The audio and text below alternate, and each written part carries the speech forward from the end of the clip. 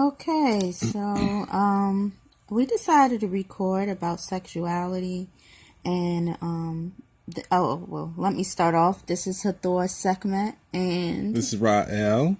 and we were just discussing sexuality and male and female energy and how it can be an exchange during sex.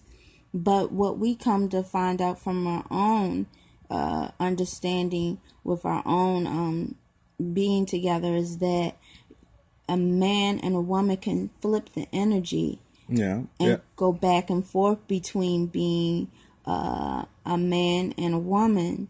And I think that It's something that needs to be spoken about because if you want to achieve a greater sense of consciousness, then there has to be an opening for both.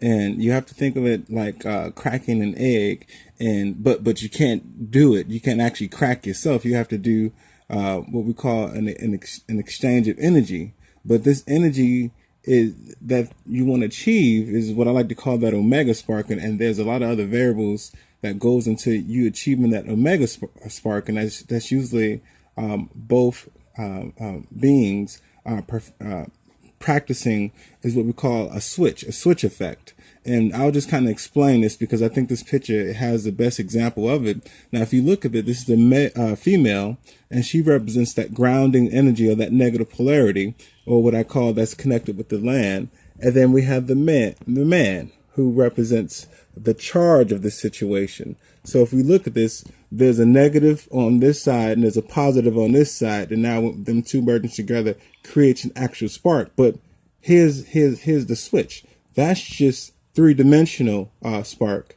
Now, when we get to the next level, all right, of sexuality, it deals with this inner polarity, which is the spirits. All right, and so this is when you get to the advanced level of really being open. It's like you're able to crack open that part within you that's naturally open, and the spirit comes out.